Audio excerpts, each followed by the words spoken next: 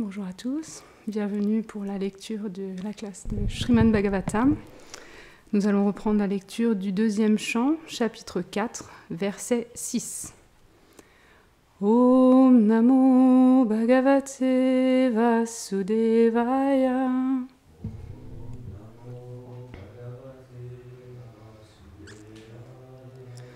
Om Namo Bhagavate Vasudevaya.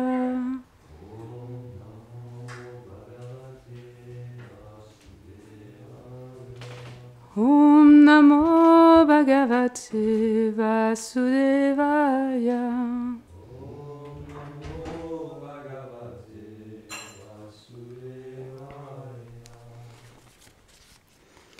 Bhuyaiva vivitami Bhagavanatma mayaya Yatedam Srijate Vishvaham Durvibhavayam Adishvahe. Traduction. Je voudrais écouter encore une fois parler de la manière dont le Seigneur crée cet univers à travers sa puissance externe, Maya, ce qui est un mystère même pour tous les grands demi-dieux, comme les Prajapati, les procréateurs, incluant Brahma. Commentaire. D'après Srila Vishwanath Chakravarti Thakur, ce verset nous révèle l'intention du roi. Citation. « Tu as décrit ce que je devais écouter et chanter au moment de la mort. Ces sujets sont en relation avec les qualités de Krishna, ses formes et ses divertissements. Mais je vais d'abord m'enquérir sur ces divertissements de création accomplis à travers son énergie externe. Ensuite, j'interrogerai sur ces divertissements liés à son énergie interne, comme lorsqu'il souleva la colline Govardhan. Le Seigneur a trois énergies principales, Chit Shakti, l'énergie interne, Maya Shakti, l'énergie externe, et Jiva Shakti, l'énergie marginale. La Jiva Shakti comprend toutes les âmes spirituelles qui peuvent venir sous le contrôle, soit de l'énergie externe, soit de l'énergie interne. La Chit Shakti est l'énergie interne du Seigneur qui manifeste sa demeure, ses associés et tout ce qui touche à ses divertissements. Lorsque Krishna vient dans le monde matériel, bien que celui-ci soit régi par Maya Shakti, son énergie inférieure ou externe, son énergie interne manifeste ici-bas sa demeure et ses associés, car Krishna ne rentre jamais en contact avec son énergie inférieure. Notons que Parikshit demanda à Shukadev lui narre d'abord les divertissements du Seigneur liés à sa création à travers son énergie externe, et non ceux en rapport avec son énergie interne, comme ces divertissements à Vrindavan qui seront exposés dans le 10e chant. Ceci est très important et éducatif, car en tant que pur dévot, il nous enseigne la bonne méthode à suivre. Une âme conditionnée ne doit pas essayer de comprendre les activités du Seigneur liées à son intimité sans avoir préalablement étudié son aspect de grandeur à travers son énergie créatrice. En étudiant la grandeur de Krishna, un dévot pourra affermir sa foi en lui et ne pas se fourvoyer en le prenant pour un dieu parmi tant d'autres. Par ce processus, il pourra purifier son cœur de la contamination matérielle et se délecter des divertissements du Seigneur liés à Vrindavan. Om Agenati Milondasya Gyananjana Sharakaya Chakshuru Milita Miena Tashme Shri Gurave Nama Shri Chaitanya Manobhistam Stapitam Yena Bhutale Svayam Rupa Kadamayam Dadati Svapadantikam He Krishna Karuna Sindhu Dinabandhu Jagatpate Gopesha Gopika Kanta Radha Kanta Namostute Tapta Kanchana Gaurangi Radhe Vrindavaneshvari Vrishabhanu Sute Devi Pranamami Hari Priye Vanshakalpatarubhyacha Kripa Sindhubhya Evacha Patitanam Pavanebhyo Vaishnavebhyo Namo Namaha. Jai Shri Krishna Chaitanya Prabhu Nityananda Shri Advaita Gadadara Shivasadi Gaura Bhakta Vrinda. Hare Krishna, Krishna Krishna, Hare Hare, Hare Rama, Lamo, lamo, hale, hale. Vrindaye, tulasi devyaye. Priyaye, kesavya satcha. Krishna bhakti plade devi. Satyavatye namo namaha. Nama om Vishnu padaya.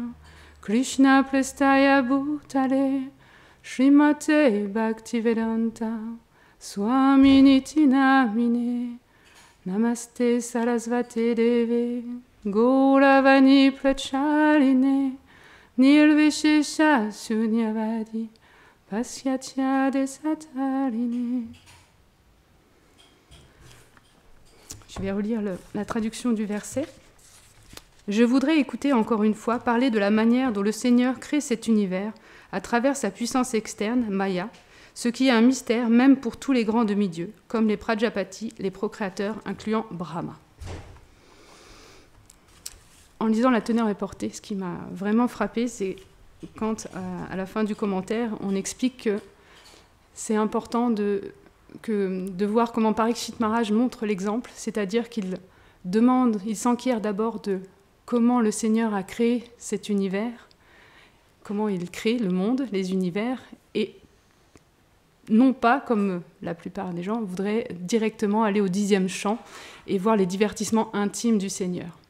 En fait, les grands Vaishnavas, ils expliquent que le processus de la bhakti est progressif. On ne peut pas, quand on commence le service de dévotion, aller directement dans l'intimité de Krishna. Le Srimad Bhagavatam, c'est un chant dévotionnel pour glorifier Krishna, toutes ses gloires, ses divertissements. Mais on commence d'abord par comment il a créé ce monde, pourquoi il existe, quelles sont ses diverses énergies, et progressivement, parce que ce processus est là pour purifier le cœur, progressivement, on ira jusqu'à l'intimité. Et donc, la qualité que je vois par rapport à ce que Rupa Goswami a expliqué dans le l'Upadeshamrita, il explique qu'il y a 6 principes dans le service de dévotion qui sont favorables à l'accomplissement du service des dévotions. Le premier, c'est l'enthousiasme, ensuite la confiance, le 3e, c'est la patience, le 4e, l'adhésion aux principes régulateurs, comme l'écoute, le chant et le souvenir des gloires de Krishna. Le 5e, c'est le rejet de la compagnie de ceux qui sont dénués de dévotion. Et 6e, c'est marcher sur les traces des grands maîtres spirituels précédents, les acharyas. Et ces 6 principes assurent sans nul doute la réussite totale dans l'exercice du pur service dévotionnel. Ça, c'est le 3e verset de l'Upadeshamrita. Donc en fait, on voit bien que le 3e, c'est la patience. Et on a tous vécu qu'on est très impatient. Surtout dans le Kali Yuga, on est vraiment impatient. On voudrait, quand on commence le service des dévotions, déjà arriver à la pure dévotion, surtout quand on est au contact de pure Vaishnav, quand on voit les grands Vaishnavas qui écrivent les écritures ou les maîtres spirituels authentiques, on se dit « je vais y arriver ». Et on pense, naïvement, quand on est Kanishta Bhakta, que au bout de quelques temps, 6 mois, 1 an, on se dit « oh, ça y est, j'ai réussi, je fais tout ce qu'on me dit, je suis enthousiaste et j'y vais ». Et puis on se rend compte que on n'y est pas, la pure dévotion, parce que c'est un processus progressif et que la dévotion, ça se cultive. On a juste à regarder matériellement, par exemple. Quand vous voulez, on a chanté tout à l'heure, quand on chante, c'est pas la première fois quand on chante que tout de suite, hop, on chante parfaitement. On est bien d'accord. On doit apprendre les gammes, on doit apprendre la mélodie, et on doit, quand on chante du sanskrit, en plus, on doit apprendre la langue. Donc ça prend du temps pour arriver à trouver une harmonie. En plus, quand on joue en congrégation, ensemble, il faut trouver l'harmonie entre celui qui chante, celui qui joue des kartals, celui qui joue bodhanga et celui qui joue de l'harmonium. Il y a toute une harmonie, donc ça prend du temps. Et dans toutes les activités, on voit que quand on veut faire la cuisine, c'est pas qu'on se dit, tiens, je vais faire comment on appelle ça, une montagne, comment on appelle ça, pièce montée, merci. Une pièce montée, elle se monte pas en 2 temps tout moment. Ça prend vraiment du temps, il faut déjà connaître la pâtisserie, et ça prend beaucoup de temps. Donc en fait, le service de dévotion, c'est la même chose. Ça prend du temps. On a tout un environnement. Et donc, c'est pour cela que Krishna, il dit dans la Bhagavad Gita qu'il faut prendre refuge d'un maître spirituel authentique. Quand on veut apprendre à chanter, on va voir un un professeur de chant. Quand on veut danser, on va voir un professeur de danse. Même pour le foot ou le rugby, je veux dire, vous dites pas, tiens, je vais faire du foot, et puis vous faites vos règles. Il y a des règles, il y a tout un apprentissage à avoir. Et donc, le service de dévotion, c'est la même chose. Et donc, c'est arriver progressivement à accepter que ça va prendre du temps. Et ça, c'est vraiment quelque chose qui est très dur. Parce qu'on se dit, voilà, ça va bien se passer, ça va aller vite. Non, c'est long. C'est long parce que ça fait des vies et des vies qu'on est dans ce monde. Ça fait des vies et des vies qu'on s'est coupé de Krishna. Ça fait des vies et des vies qu'on se prend pour Krishna. Donc forcément, pour tout détricoter, bah, ça prend beaucoup de temps. Et on est chanceux parce que dans les âges passés, pour arriver à Krishna, il fallait méditer par exemple des millions et des millions et des millions d'années pour juste méditer. Aujourd'hui, essayez de méditer déjà même juste 10 secondes, 30 secondes, le mental, dans cet âge, on n'est pas qualifié. On n'a aucune qualité, on n'a aucune possibilité de méditer. La méditation qui nous a été donnée par Chaitanya Mahaprabhu, c'est le chant du Mahamantra. Et c'est là où, en chantant le Mahamantra, progressivement, on médite. C'est pour ça que les grands acharyas nous expliquent qu'il faut regarder soit une photo, soit penser à une déité à laquelle on est très attaché, pour que le mental, on puisse l'apaiser et le fixer sur le but. Parce que la patience, elle est possible que si on est déterminé. Par exemple, on va reprendre l'exemple du chant. Je veux absolument apprendre un chant. Par exemple, quand on est jeune dévot, qu'on vient en Mangalarti, il y a tout un tas de chants qu'on ne connaît absolument pas et on se dit « Oula, ça va être dur ». Mais comme on a le désir, parce qu'il y a l'association, parce qu'il y a un enthousiasme environnant, on se dit eh ben, on va apprendre petit à petit, on prend le cahier et puis on répète, et puis on répète, et puis on répète, et à un moment, on va avoir quelqu'un qui va nous aider en disant non, tu devrais chanter comme ça ou comme ça par rapport à la vibration. Et à un moment, hop, on n'a plus besoin du cahier pour s'aider, on n'a plus besoin de tout l'environnement et on entre dans le chant. Donc on se rend compte que, et pour tout, c'est comme ça. Il n'y a pas de... Tout est une question de patience et ça prend beaucoup de temps. Et ça, c'est quelque chose de difficile. Et c'est pour ça que le maître spirituel... Regardez l'exemple du maître spirituel authentique. Il est totalement connecté à Krishna. Lui, il est dans sa relation éternelle avec Krishna. Il connaît notre relation éternelle avec Krishna. Mais il sait que nous, on ne la connaît pas. Il voit notre condition dans laquelle on est. Regardez l'exemple de patience qu'un maître spirituel authentique, celui qui a vu Krishna, il a pour ses disciples. Parce qu'il sait, comme un père envers ses enfants, par exemple le père qui veut apprendre à faire du vélo, l'enfant qui veut faire du vélo. Et le père dit, je vais t'apprendre. Et l'enfant, il veut tout de suite, il dit, non, c'est bon, j'ai plus besoin de roulette, j'y vais. Et l'enfant, s'il n'écoute pas le papa, il tombe. Et donc après, il dit, ok, on va y aller progressivement. Avec les petites roulettes, au début, on fait un petit tour, après on agrandit le tour. Il accompagne. Et le maître spirituel, dans le service de dévotion, il fait exactement la même chose. Il nous accompagne. Et en plus, il est personnel. Parce qu'il sait que notre relation avec le Seigneur, elle est personnelle. Quand vous êtes dans une relation, que ce soit une amicale, amoureuse, vous prenez le temps de connaître la personne, vous prenez le temps de savoir qu'est-ce qu'elle aime, qu'est-ce qu'elle n'aime pas, quels sont les sujets qu'on peut aborder, comment on apprend, ça s'apprend, ça prend du temps. Donc la relation avec notre Seigneur, même si elle est naturelle, puisqu'on est des serviteurs, ça prend du temps de la retrouver, parce qu'on s'est coupé. Donc comme on a pris le temps pour se couper, et que ça fait des millions de vies qu'on se coupe, pour retrouver cette relation, seul quelqu'un qui est complètement connecté avec le Seigneur peut nous aider à y arriver, avec le temps, avec le service de dévotion, l'engagement, et en essayant de mettre en place des choses vraiment concrètes dans notre vie pour qu'on puisse progresser et qu'on puisse atteindre le but. Et si on est déterminé, on va avoir la patience. Il y a une chose que les acharyas nous ont dit, c'est l'introspection. C'est-à-dire prendre le temps, chaque jour, de se dire, voilà, dans ma journée, est-ce que j'ai essayé de suivre les instructions de mon gourou? Comment je les ai suivies? Comment je me suis connectée avec mon Seigneur? Est-ce que j'ai fait beaucoup, pas beaucoup? Comment je me sens? Et plus on fera l'introspection, plus on verra et on acceptera que, bah oui, on est conditionné. L'énergie externe de Krishna, elle est puissante, elle est vraiment très forte, Maya. Donc, comme on est conditionné, on est tellement tout petit, un 10 millième de la pointe d'un cheveu. Comment voulez-vous qu'un 10 millième de la pointe de cheveux lutte contre l'énergie externe du Seigneur qui crée l'univers? C'est pas possible. Donc, c'est petit à petit, en faisant l'introspection, en voyant que de toute façon, on progresse. Parce que c'est dit dans la Bhagavad Gita que chaque pas que l'on fait est acquis. Même si, à un moment, un Vaishnav, il arrête et qu'il reprend après, tout ce qu'il a acquis avant n'est jamais perdu. Si on est ici aujourd'hui, c'est comme le disent les classes précédentes, en fait, c'est par rapport à notre sukriti des vies passées. C'est parce qu'à un moment, dans nos vies passées, on a accumulé assez de sukriti qu'on fait qu'aujourd'hui, on est là. Donc, on progresse. Et même si ça prend du temps, on a juste à faire l'introspection de il y a 1 an, 10 ans, 5 ans, 10 ans. Regardons le chemin qu'on a fait depuis qu'on a commencé. On a forcément progressé. Et c'est là-dessus ça va nous permettre de développer notre foi, en fait. La patience, la détermination en disant mon objectif, qu'est-ce que je veux, quel est mon désir final.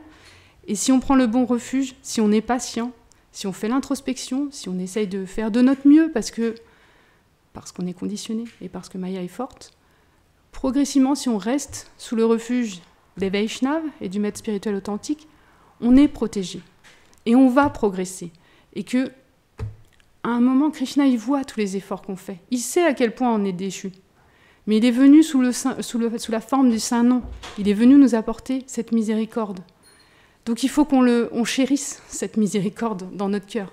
Parce qu'il y a que ça. Et plus on fera de l'introspection, plus on aura une vie intérieure, interne, progressivement, plus on va aller vers une foi de plus en plus forte.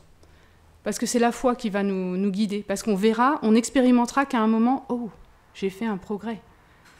C'est pas que je suis arrivée au bout, mais je vois que les réflexes que j'avais avant, par exemple quand je tombe, quand je fais du vélo, l'enfant il tombe au début, mais après il tombe plus. Quand il a enlevé les roulettes, à un moment, il ne tombe plus. Donc ce qui compte, c'est pas le nombre de fois où je tombe, c'est le nombre de fois où je remonte. Sur combien de fois, oui, j'ai chuté parce que je me suis trompée. Voilà. Par exemple, quand on chante, des fois, le mental, il est parti. Alors, on le ramène, mais on voit qu'il part. Et bien, le fait de le ramener, ça veut dire qu'on montre à Krishna que, oui, je ne suis pas qualifiée, mais je veux y arriver. Je sais que ça va prendre du temps, je sais que je ne suis pas qualifiée, mais je veux y arriver. Et donc, à un moment, ça va être de moins en moins, et sous l'égide d'un pur dévot, ou en suivant vraiment les traces des Vaishnavas, on le voit dans leur exemple. Regardez Prabhupada. Il a rencontré son maître spirituel, il était jeune, marié, avec des jeunes enfants. Son maître spirituel lui a dit « J'ai confiance en toi, je voudrais que tu ailles prêcher le Vaishnavisme en langue anglaise, à travers le monde. » Prabhupada, il a dit « Oui, à ce moment-là, il n'était pas en mesure de le faire. » Alors, c'est un divertissement, effectivement, c'est un Nityasiddha, donc forcément c'est un éternel associé du Seigneur, mais dans sa vie, dans son exemple, il montre que il est resté Grihastha pendant un moment, et un jour, il a tout coupé et il a pris sannyas. Mais c'est pas qu'il a tout coupé d'un coup, ça a pris un temps. Et c'est pour nous montrer, nous, âmes conditionnées, que nous aussi, ça peut prendre du temps. C'est pas parce qu'on est Grihastha ou Brahmachari, il n'y a pas de voie parfaite. La voie parfaite, c'est celle qui nous est transmise par notre maître spirituel. Et si on est Grihastha, eh bien, on doit accomplir son service, mais pour le Seigneur, et voir son mari, sa femme, ses enfants comme les serviteurs du Seigneur, et des moyens pour servir notre Seigneur, à travers les instructions du maître spirituel. Et si on est Brahmachari, ou si on est prédicateur, si on est... Quoi qu'on fasse, c'est un service pour le Seigneur et pour lui montrer à quel point on l'aime, à notre niveau, parce qu'on n'a en vrai pas d'amour. Par rapport au pur amour, quand on voit le Srimad Bhagavatam, les histoires qui existent, on voit bien qu'on n'est pas qualifié. Mais c'est pas grave, parce que ça nous donne un espoir, en fait. Le fait de côtoyer un pur Vaishnav donne un espoir en se disant, il sait la vérité. Donc, si j'écoute, il va me guider vraiment sur ce que j'ai besoin. Et ce que j'ai besoin, c'est pas forcément ce que mon frère ou ma sœur a besoin. C'est ça qui est beau aussi, c'est que c'est vraiment personnel. Donc, il n'y a pas de jugement ou de dire l'un est mieux que l'autre. Non, il donne la chose qui nous convient le plus au moment où on est ici, à cet instant T, c'est temps, lieu et circonstances. Et que dans quelques années, ça ne sera peut-être pas le même service, ça ne sera peut-être pas la même chose. Il n'y a pas de problème. Le but, c'est d'atteindre notre réalité éternelle et retrouver notre relation éternelle avec le Seigneur. Et pour finir, j'ai une histoire pour revenir un petit peu au thème de la classe sur la création et la puissance du Seigneur, est liée avec la foi. Il y a l'histoire dans le Srimad Bhagavatam sur la foi absolue. Et c'est vraiment une histoire qui, moi, m'a profondément touchée, que je voudrais partager. Alors je sais, on l'a déjà racontée, mais c'est vraiment une histoire qui est très belle. C'est Narada Muni, il était avec Kunta, avec le Seigneur Vishnu, et comme il a des puissances, il peut voyager partout. Et un jour, il est venu sur la terre, et il a rencontré un brahmana et un cordonnier. Et donc, dans sa rencontre, il voit d'abord le brahmana qui était très smart, c'est-à-dire qu'il suivait toutes les règles, il appliquait vraiment toutes les règles à la perfection. Mais il faisait ce service avec un certain orgueil. Il avait développé un orgueil d'être brahmana. Donc il avait une certaine estime de lui-même. Et donc quand il a reçu Narada Muni, il était très respectueux, il n'y a pas de problème, c'est-à-dire qu'il l'a accueilli, il l'a honoré comme il se devait. Et puis Narada Muni était agréablement vraiment très, très appréciatif. Et du coup, le brahmana il dit « Oh, mais comment va le Seigneur? Tu vois qu'il voyage partout, est-ce que le Seigneur va bien? Et est-ce que tu le rencontres ?» Et il lui dit « Oui, je rencontre le Seigneur. » Et il lui dit « Mais est-ce que tu crois que vu tout ce que je fais, est-ce que tu penses que à la fin de cette vie, je peux retrouver ma place auprès de lui, parce que je pense que je fais vraiment tout ce qu'il faut. » Et voilà, et il lui dit « Bah écoute, quand je le verrai, je lui demanderai, et puis je ne sais pas. » Donc il continue son chemin, et sur son chemin, il rencontre un cordonnier. Donc le cordonnier, quand il a vu Narada Muni, il était vraiment très heureux, et il était même admiratif de pouvoir rencontrer Narada Muni, parce que Narada Muni, tout le monde ne peut pas rencontrer cet être, c'est un pur Vaishnav, donc, et il était surpris que Narada Muni vienne le voir, le rencontrer, et Narada Muni était appréciatif aussi, parce que c'était quelqu'un qui, malgré qu'il il dédiait toute sa vie au Seigneur. Et donc, de la même façon, il s'est enquis auprès de Narada Muni comment allait le Seigneur, comment ça allait. Et le Narada Muni lui dit, écoute, le Seigneur va bien et je vais aller le voir. Et voilà. Et donc, Narada Muni, quand il revient à Vaikuntha, il raconte cette histoire à Vishnu. Et Vishnu sourit. Et Narada Muni dit pourquoi? Il dit parce qu'il lui dit le brahmana, c'est sûr, à la fin de cette vie, il va venir. Le pauvre cordonnier, malheureusement, ça peut être plus difficile. Et Vishnu souriait. Et Narada Muni s'est dit c'est bizarre que Vishnu sourit. Il dit en fait, à la fin de cette vie, le cordonnier reviendra à moi et le brahmana il lui faudra des millions de vies, des milliers de vies. Et Narada Muni était vraiment surpris. Et comme Vishnu voyait que Narada Muni était dubitatif, il lui dit, quand tu les reverras, ils vont te demander ce que j'étais en train de faire. Tu leur répondras que j'étais en train de passer la trompe d'un éléphant dans le chat d'une aiguille. Et Narada Muni dit oui, tu comprendras pourquoi je te dis. Donc Narada Muni, comme il est un dévot du Seigneur, il est descendu, il a dit voilà. Donc il revient retrouver le brahmana, qui l'accueille de la même façon, qui... Voilà, tout aussi bien que la première fois. Et puis, du coup, il lui dit « Ah, mais comment va le Seigneur ?» et tout. Et il lui dit le Seigneur, oui, que faisait-il? Est-ce que tu lui as posé la question? Il dit « Oui, je lui ai posé la question. » Il dit « Alors, c'est quoi la réponse ?» Il dit « Mais tu voulais pas savoir ce qu'il veut faire ?» Il dit « Si, vas-y, dis-moi qu'est-ce qu'il était en train de faire. » Et là, il dit « Il passait le trompe d'un éléphant dans le chat d'une aiguille. » Et là, le brahmana, il dit « Mais... n'importe quoi, c'est pas possible. » Il dit, mais tu racontes que n'importe quoi. Il dit, c'est pas sûr, c'est sûr, tu l'as pas vu, c'est pas possible de le voir. Et là, Narada Muni dit, tu reverras le Seigneur dans des milliers de vies. Et le brahmana, très en colère, il est parti. Et Narada Muni dit, ok, il comprenait ce que Vishnu lui avait expliqué. Donc, il va voir le cordonnier, et le cordonnier est tout aussi reconnaissant de la venue de Narada Muni. Donc il s'enquiert auprès de Narada Muni de ce que faisait le Seigneur, et Narada Muni dit « Le Seigneur était en train de passer la trompe d'un éléphant dans le chat d'une aiguille. » Et là, le cordonnier, d'extase, il dit « Merveilleux, merveilleux !» Et là, Narada Muni reste stupéfait en disant « Mais tu as compris ce que j'ai dit ?» Il dit « Oui. » Il dit « Et tu crois vraiment que le Seigneur était en train de passer la trompe d'un éléphant dans le chat d'une aiguille ?» Et là, le cordonnier lui dit « Mais bien sûr, tout est possible pour le Seigneur. » Il dit « Regarde le gland. Tu vois le gland? D'un petit gland, on fait... Alors, non, c'est plutôt une graine de bagnan. D'une petite graine de bagnan, regarde l'arbre qui est présent, qui peut grandir d'une toute petite graine. Alors, si d'une toute petite graine, on peut avoir un arbre bagnan immense, il est évident que le Seigneur peut passer la trompe d'un éléphant dans le chat d'une aiguille. » Et là, Narada Muni, tellement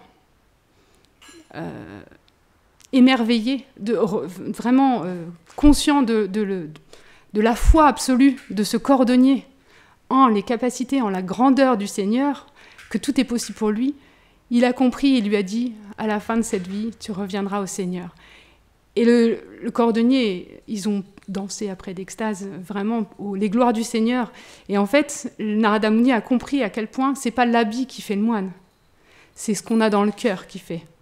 Et cette foi, c'est pour ça qu'on appelle la foi absolue, ce cordonnier, il a vraiment une foi absolue en son Seigneur bien-aimé. Et rien que pour ça, c'est un espoir pour nous, âme conditionnée, de se dire, quelle que soit notre condition déchue, si on a cette foi de la même façon que ce cordonnier avait cette foi, on peut arriver à satisfaire notre maître spirituel et satisfaire le Seigneur. Et le Seigneur peut être satisfait de nous.